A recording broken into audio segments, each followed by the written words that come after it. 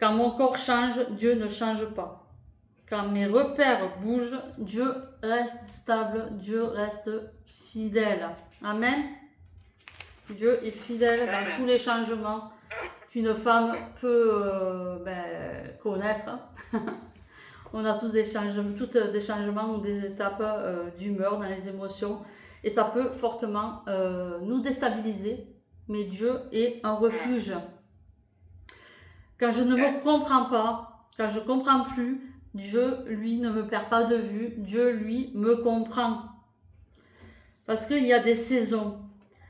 Dans Ecclésiaste 3, verset 1, il y a un temps pour tout, un temps pour toutes choses sous les cieux. Je ne lis pas tout le verset, mais je vous laisserai regarder ça.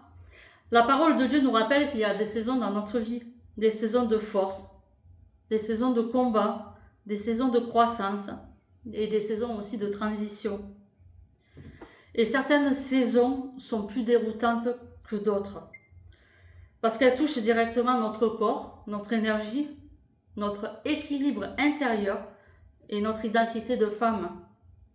Mais il faut entendre aussi ceci, cette saison n'est pas une erreur. Elle ne t'a pas peut-être échappé, elle n'a pas échappé à Dieu. Cette saison n'est pas non plus une punition. Cette saison est une transition, un passage, une traversée. Un moment où beaucoup de choses bougent en nous, mais Dieu, lui, demeure le même. Les saisons de la vie changent, mais Dieu ne change pas. Il n'est ni surpris, ni dépassé, ni déstabilisé par ce que tu traverses. Il connaît cette saison. Il l'a vu venir et surtout, il ne te laisse pas la traverser toute seule. Bien sûr, je parle dans tout ce que je parle depuis le début, c'est les changements hormonaux. Vous voyez ? Et nous, les femmes, on est bien dérangées depuis notre jeunesse jusqu'à, je vais dire, un âge plus mûr, plus avancé. Et c'est parfois compliqué de passer dans ces saisons-là. Et ça peut être très perturbant dans notre foi. C'est pour ça que j'ai à cœur du coup de partager ce petit message avec vous, à se reconnaître et à ne surtout pas du coup culpabiliser. Donc on va déclarer ce soir ensemble: Seigneur, si cette saison existe, alors elle est aussi sous ton regard. Et si tu me laisses la traverser, c'est que tu veux aussi la traverser avec moi. On va prendre l'exemple de Sarah dans Genèse 18, verset 12. Et il y a ce passage-là qui dit qu'elle rit en elle-même quand Dieu lui fait la promesse d'avoir un enfant. Parce qu'elle a un âge avancé et elle peut se dire à ce moment-là, mais Dieu me fait cette promesse-là, mais en fait, ça paraît impossible. Mais parce que son corps, lui, semble raconter toute autre chose, une autre histoire. Elle regarde à la réalité du coup de son âge, à sa saison, et à quelque chose qu'elle ne peut plus croire, du coup, simplement. Et le rire de Sarah n'est pas un rire de moquerie, c'est un rire d'une femme fatiguée, le rire d'une femme qui a trop attendu, le rire d'une femme qui se dit, avec mon état, avec mon corps, est-ce que c'est encore possible? Et parfois, nous aussi, dans les saisons que nous traversons, nous pouvons nous dire, comme ça, nous lui ressemblons dans cette période. On peut se sentir troublé, on peut se sentir déstabilisé, on peut se sentir déconcerté, on peut faire des apparences de sourire, mais à l'intérieur, on doute, on est fatigué, on ne se comprend plus. Et par rapport aux promesses aussi qu'on peut recevoir de Dieu, par rapport aussi à notre âge, on peut se dire, mais là je suis dans un âge avancé, puis le Seigneur m'a promis que je vais faire peut-être des missions, que je vais prêcher peut-être sa parole, etc. Mais vu mon âge maintenant, en fait, cette promesse, j'ai mal compris, mais Dieu est toujours fidèle à la promesse qu'il te donne malgré l'âge, malgré ce que tu traverses, malgré tes changements dans ton corps. Dieu est là, il est le même, il ne rejette pas Sarah, il ne te rejette pas, il ne t'abandonne pas. Voilà, c'est pas par rapport à ton état physique, hein, ni à ton âge que Dieu n'est pas là dans la promesse qu'il t'a donnée. Il est fidèle, il reste fidèle. Alors, on va déclarer ensemble. Même quand je ne me reconnais plus, Dieu, lui, me reconnaît encore. Même quand mon corps me trouble, Dieu ne confond pas mon identité. Amen. Vous avez entendu? Amen. Ah. On va prendre l'exemple de Anne dans Luc 2, chapitre 36 et 37. Anne était avancée en âge, mais elle servait Dieu. Anne est une femme aussi âgée, une femme qui a traversé des saisons, qui a traversé des pertes, qui a traversé des renoncements. Son corps n'est plus son corps de sa jeunesse, mais elle n'a plus peut-être la même apparence qu'avant. Mais la Bible la présente comme une femme qui n'est pas, on va dire, sa vie n'est pas terminée. La Bible la présente comme une femme utile, une femme, elle n'est pas une femme mise de côté, mais elle présente une femme fidèle, une femme habitée par Dieu. C'est pas parce que tu es dans un âge avancé que Dieu ne se sert pas de toi ou ne veut plus se servir de toi. Anne sert Dieu jour et nuit. Elle demeure dans sa présence. Elle reconnaît Jésus. Elle parle de lui. Et cela me rappelle que l'âge n'empêche pas du coup de servir Dieu et ça ne fait pas obstacle à ton avancée, à ta saison. Parce que nous passons souvent, nous passons des saisons différentes, mais ça ne veut pas dire que tu es inutile et que tu ne sers plus à rien pour le royaume de Dieu. Ça, ce sont des fausses idées. Et, elle a les portes, elle est allumée, ma voiture. Je crois qu'il parlait à moi. Et donc, je disais, au contraire, il y a des saisons où justement il y a de la profondeur, une nouvelle maturité, une nouvelle proximité avec Dieu. Et la préménopause ou la ménopause n'annonce pas la fin d'une femme. Elle n'annonce pas la fin de sa valeur. Elle n'annonce pas la fin de sa féminité devant Dieu. Elle n'annonce pas la fin de son utilité dans le royaume.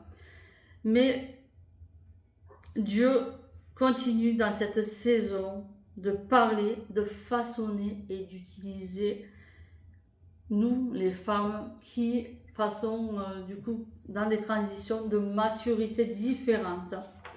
Donc on va déclarer ce soir ce que cette saison change dans mon corps n'annule pas ce que Dieu veut encore faire grandir en moi.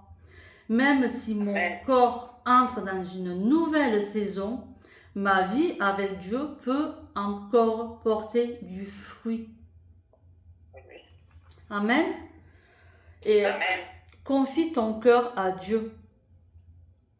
Il faut confier dans le psaume 62, verset 9. Confiez vos cœurs en sa présence. Dieu ne nous demande pas de vivre cette saison en silence.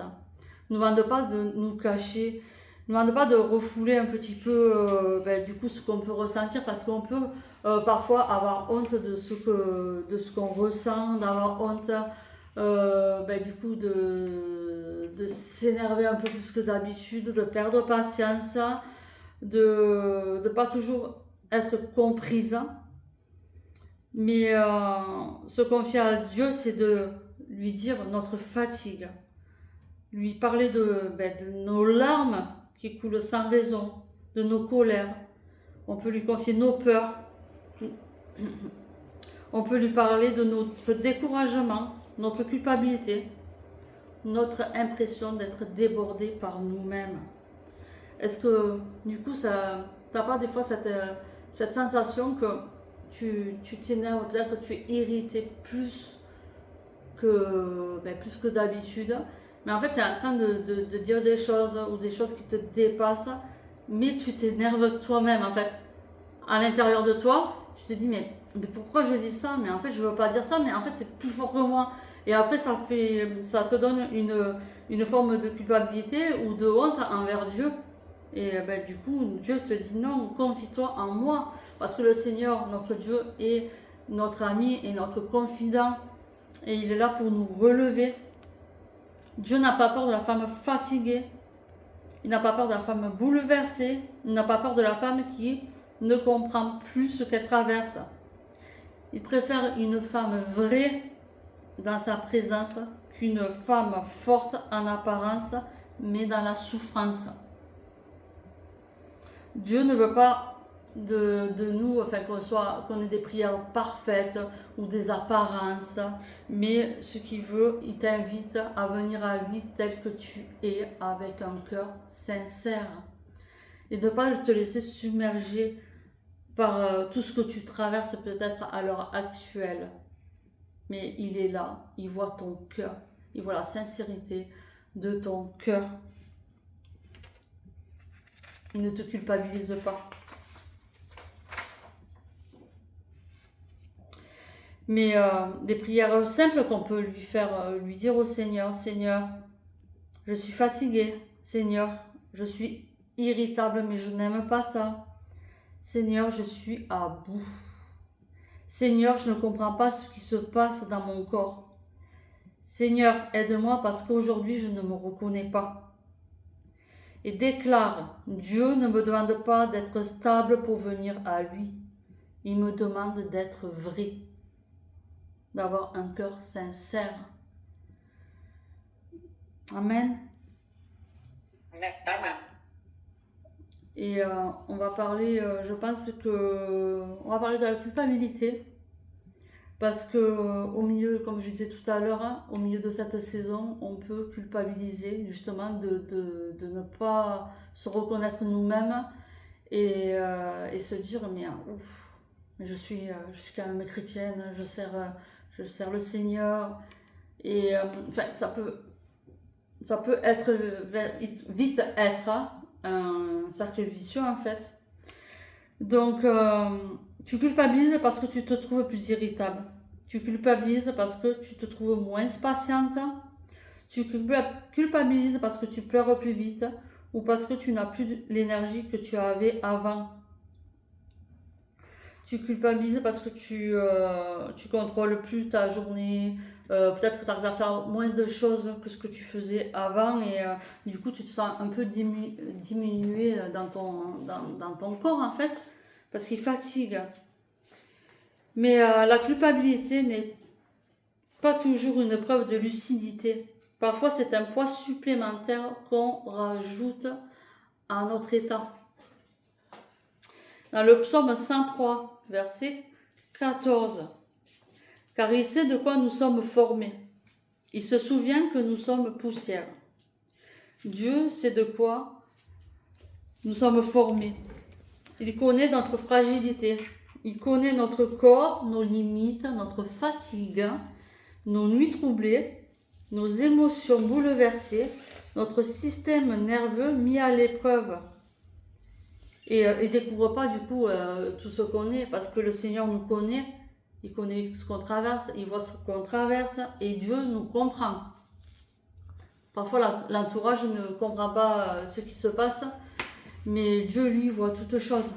Il connaît toutes choses. Il n'est pas là pour te condamner. Dans Romains 8, 1, ça, je ne me perde pas. Dans Romains 8, 1, il n'y a donc aucune condamnation pour ceux qui sont en Jésus. Donc arrêtons de culpabiliser par les choses que nous traversons. Mais entre nous, les hormones, quand même, c'est pas toujours facile. C'est compliqué, des fois, à gérer. Les bouffées de chaleur, les nuits agitées, les sueurs nocturnes, etc., etc. Donc, il y a Dieu qui nous comprend, mais il y a aussi l'ennemi qui est là et qui va t'écraser encore plus, qui va t'humilier et qui te réduit du coup dans la fatigue, dans tout ce qui ne vient pas de Dieu. Parce que la voix de Dieu, lui, Dieu peut nous corriger, excusez-moi de bugger, c'est la fatigue, mais elle ne nous condamne pas. La voix de Dieu ne te condamnera jamais. La voix de Dieu ne nous écrase pas non plus. Elle nous parle, mais pas avec mépris. Mais la voix de l'accusateur, l'accusation, c'est... Parfois, je pense que vous allez vous reconnaître, que quand on est fatigué, quand on est débordé, il y a des situations qui arrivent, il y a tout qui va pour que ça aille pas, vous voyez. Et en plus de tout ça, tu entends la voix qui te dit tu es nul, regarde le témoignage que tu donnes, mais c'est ça être chrétienne, tu fais franchement mauvais témoignage, tu ne gères même pas tes émotions, tu ne peux même pas te gérer, tu devrais avoir honte. Ça, c'est la voix de l'ennemi, on l'a bien reconnu. Hein. Et c'est vraiment pour rester dans cette culpabilité. Mais la voix du Saint-Esprit nous dit quoi? Nous dit, je vois ta fatigue, je vois ta lutte, je ne te condamne pas. Viens, je veux te relever, je veux te consoler, je veux te restaurer. Et là, du coup, ça change tout. Parce que je pense qu'il ne faut pas rester... c'est vrai qu'il y a tout ce que je viens de dire par rapport à l'état psychologique, etc. Mais ce qu'il ne faut pas oublier, c'est que aussi l'ennemi veut couper la relation avec le Seigneur. Et c'est vrai que quand on est dans ce mood-là, on n'a pas envie d'aller prier, on n'a pas envie d'aller louer, on n'a pas envie de tout ça. Mais je te conseille de t'efforcer à le faire, d'aller mettre ne serait-ce qu'une musique ou parler ne serait-ce qu'au Seigneur dans ces moments où tu ne te sens pas bien, sans culpabiliser, et tu verras que tu vas recevoir du coup la paix que il n'y a que Dieu qui peut donner cette paix là, et du coup tu retrouves une autre force et il n'y a plus cette culpabilité. Amen. Amen. Parce qu'une femme qui traverse une saison difficile n'a pas besoin d'une voix qui l'écrase encore plus. D'accord? Elle a besoin d'un Dieu qui la comprend, qui la relève et qui l'accompagne. Qui l'accompagne. Alors déclare, je refuse la condamnation. Je refuse de me définir uniquement par mes débordements, ma fatigue ou mes limites. Je reçois la grâce de Dieu sur cette saison. Je reçois son regard de compassion. Je reçois son aide pour la traverser. Là, on a vu plusieurs points. On a vu la culpabilité, on a vu du coup l'âge avancé, on a vu qu'il faut se confier au Seigneur. Et là, on va aborder le point du corps qui change. Parce que c'est vrai qu'il y a les changements d'humeur, il y a tout ce qui tourne autour. Mais là, on va parler de quelque chose qu'on parle peu, du changement du corps. Parce que aux changements hormonaux, on a franchement... c'est pas comme je vous dis que cette saison intérieure, mais c'est aussi dans ce qui se voit, dans ce qu'on ressent, dans ce que porte le corps change. Et pourtant, tu manges comme avant, et pourtant tu prends du poids. Ton ventre change, ton énergie change, ton sommeil change, ton rapport à l'effort change, ton reflet dans le miroir change. Et ça peut être très compliqué. Et c'est pas seulement une question quand même d'apparence ou quelques kilos, mais ça peut, c'est pas tout le monde, mais ça peut faire partie du coup de ce changement physique aussi. Et ce que ça touche à ton identité, ça touche au regard que tu portes sur toi, Ça peut aussi toucher à l'estime que tu as de toi-même et la confiance que tu as de toi-même et à moins de te sentir belle, à moins de te sentir désirable, vivante ou toi-même.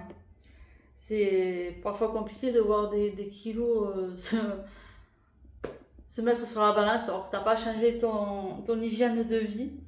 Et moi, je te conseille, et au début, ça va être peut-être compliqué, mais lorsque tu vas te regarder dans le miroir, que ce soit de ces problèmes-là qu'on parle là ce soir, ou lorsque tu te vois dans le miroir et que tu te dis ah mais je suis pas belle ou des choses comme ça, en fait change cette façon de parler comme l'a dit Reine tout à l'heure, la bouche, les paroles sont importantes et apprends à dire quand tu te vois dans le miroir, je suis une créature merveilleuse.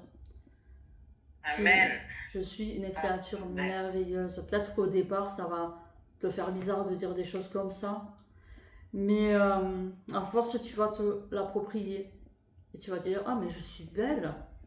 Et tu vas plus avoir le même regard sur toi-même. Amen. Amen. Parce que ton corps change, mais ta valeur, elle ne change pas. Amen. Amen. Alléluia.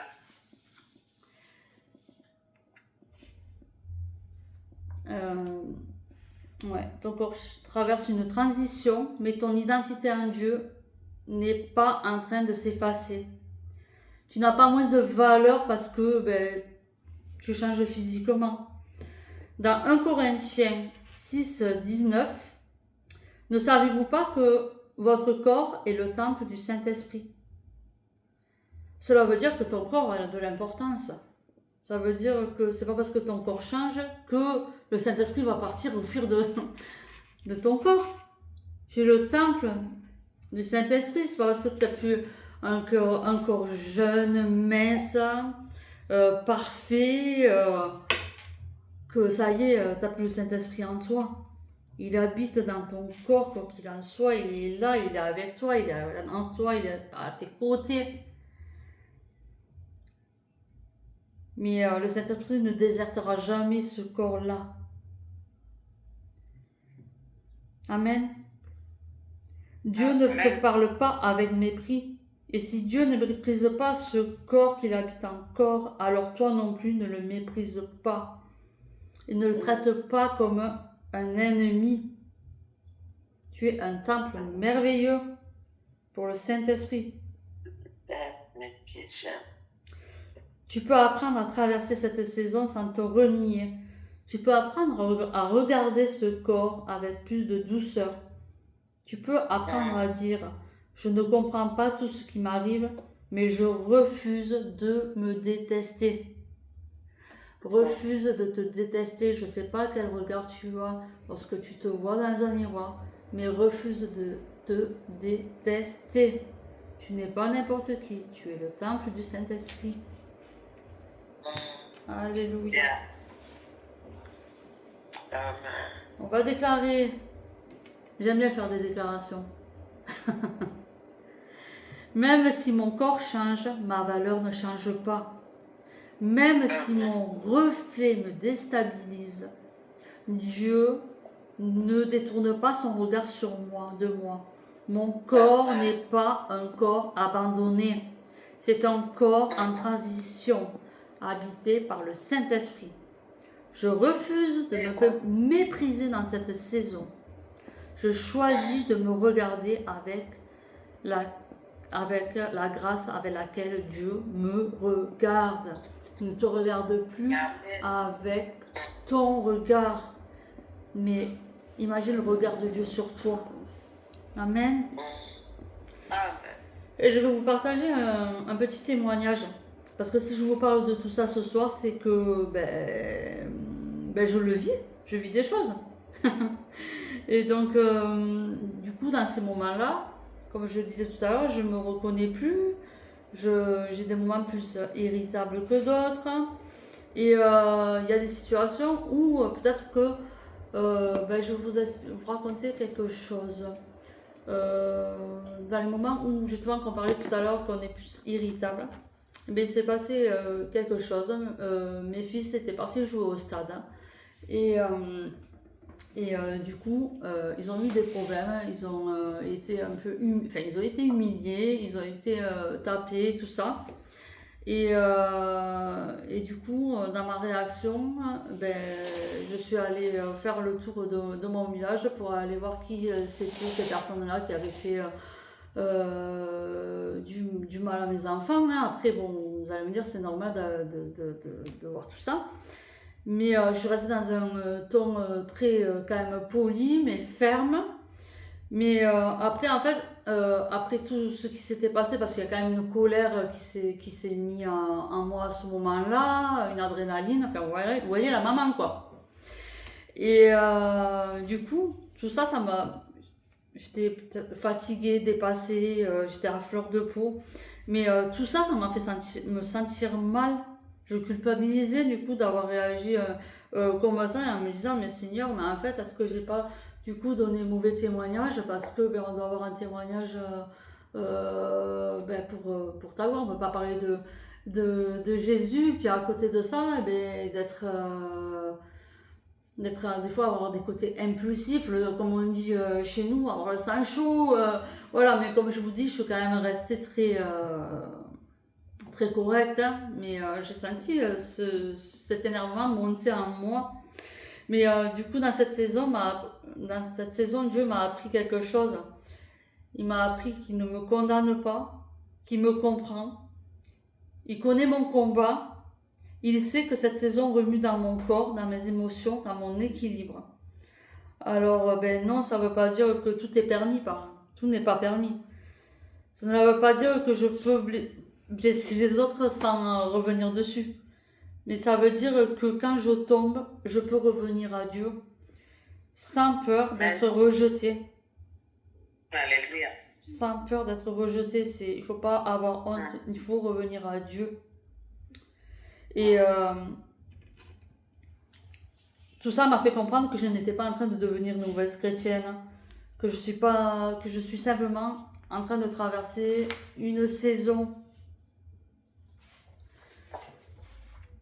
Et peut-être que ce soir, ben, je ne suis pas seule du coup à traverser des saisons comme ça. Est-ce que ça parle à quelqu'un? Ouais. Ouais. Parce que, comme je disais tout à l'heure, ben, du coup, on peut tomber, et quand on tombe, Dieu est là, il ne nous rejette pas. Mais aussi, il faut se relever. Parce que dans la maturité spirituelle, ce n'est pas d'être parfaite. Ce n'est pas de ne jamais déborder aussi. On est des humains quand même. Hein. Ce n'est pas de tout maîtriser. C'est pas tout le temps, tout est beau. Tout est rose, il y a des saisons. On traverse tous des saisons parfois bien compliquées. La maturité, c'est aussi savoir revenir à Dieu vite. Par contre, il faut vite revenir à Dieu. Lorsque tu es tombé, reviens vite à Dieu. Ne laisse pas cet écart entre toi et Dieu parce que ben, c'est là que du coup ça peut être un peu dangereux dans l'éloignement, quoi. Et savoir reconnaître qu'on a mal parlé, qu'on a blessé, quand on a peut-être réagi un peu, ben, comme je disais tout à l'heure, un petit peu trop fort. Il faut savoir demander pardon, savoir réparer, savoir s'humilier sans se condamner.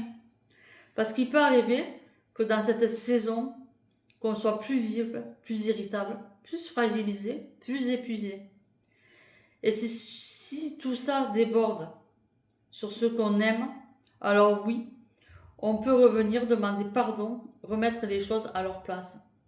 Demander pardon à qui? Ben, c'est bien souvent, c'est l'entourage qui prend cher.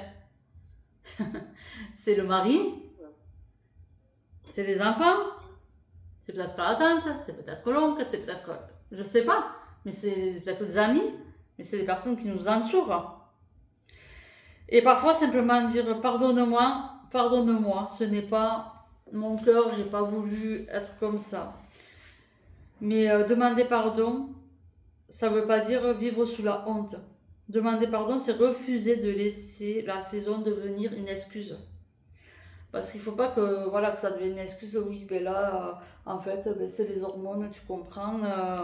Ben, du coup, voilà, tu n'as pas à t'excuser parce qu'il faut que tu comprennes que ben, je passais une saison un peu compliquée au niveau hormonal. Ben non, après, c'est refuser de laisser cette saison devenir une excuse, sans pour autant laisser la culpabilité devenir une prison.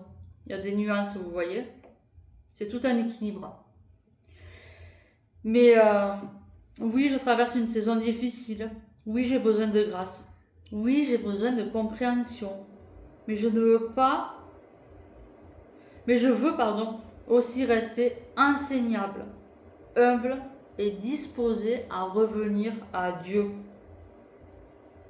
Amen. Faut pas Amen. en faire de cette saison quand même une excuse, mais revenir à l'essentiel et revenir à Dieu.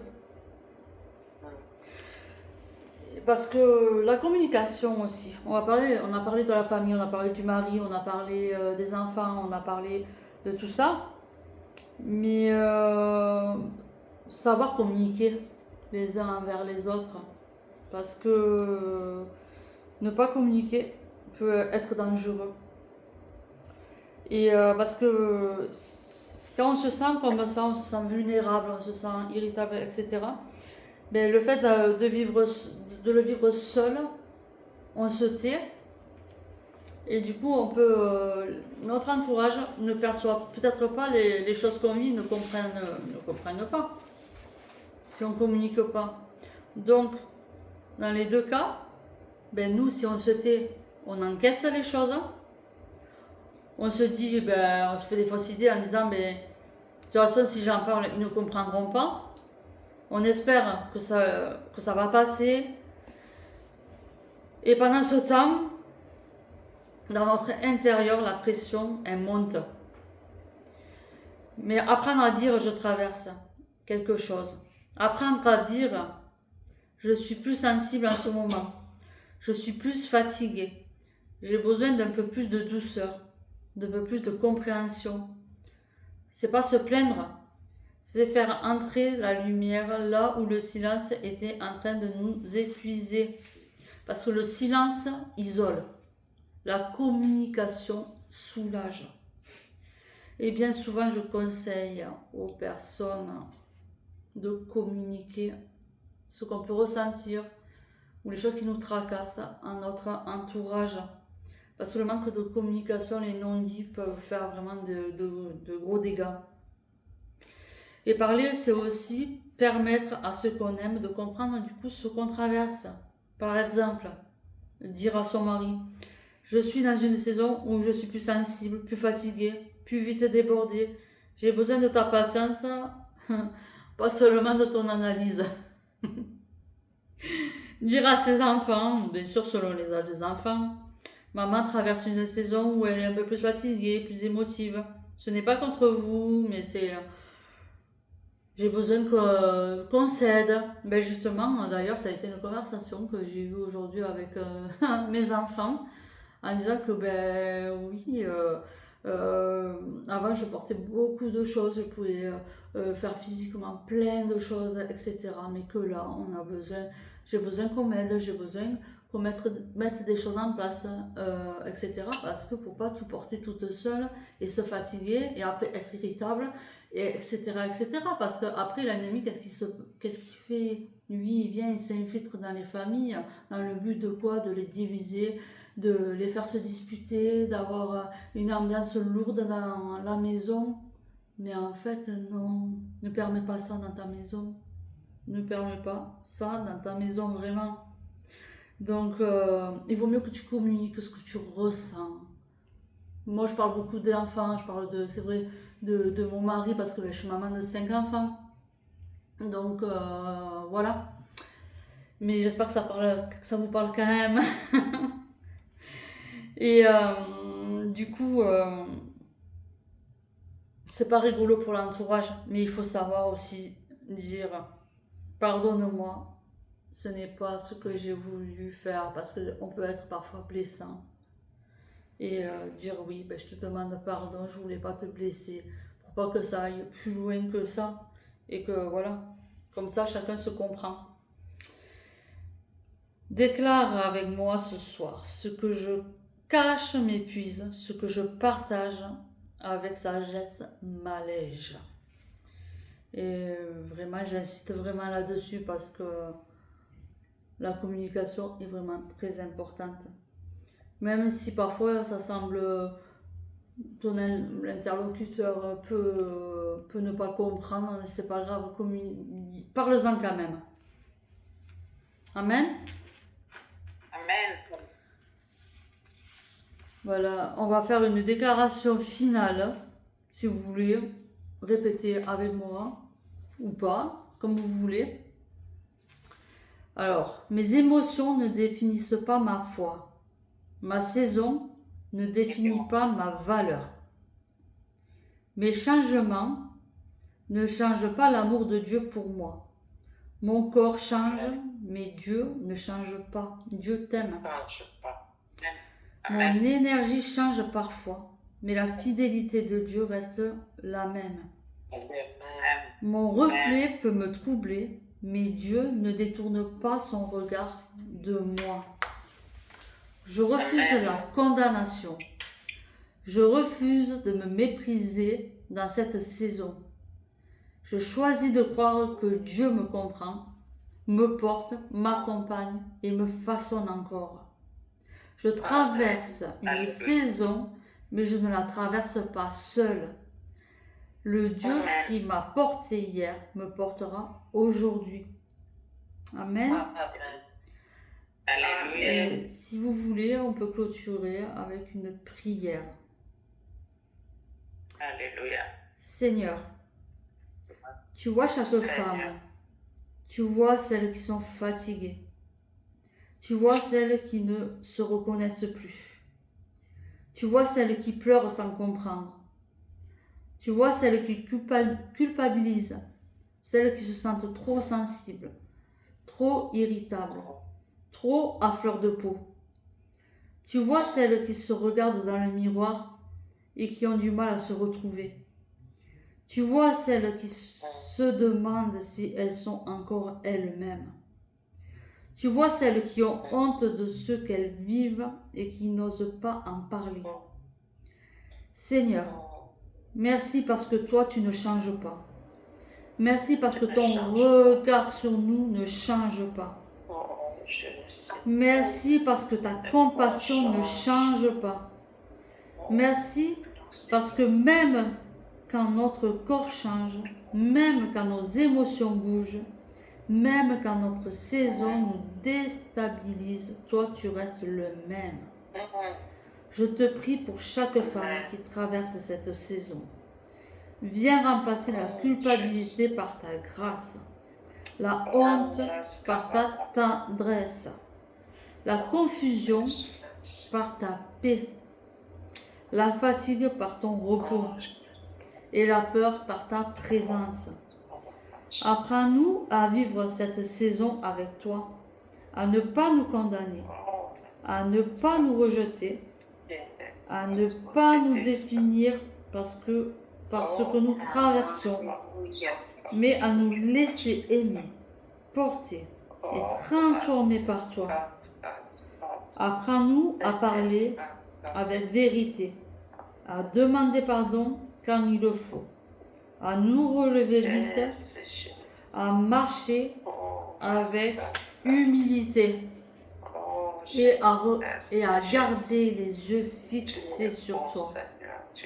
Seigneur, fais de cette saison non pas une prison, mais un lieu où ta grâce nous rejoint, où ta paix nous fortifie, où ta présence nous relève, et que chaque femme puisse repartir avec cette vérité dans son cœur.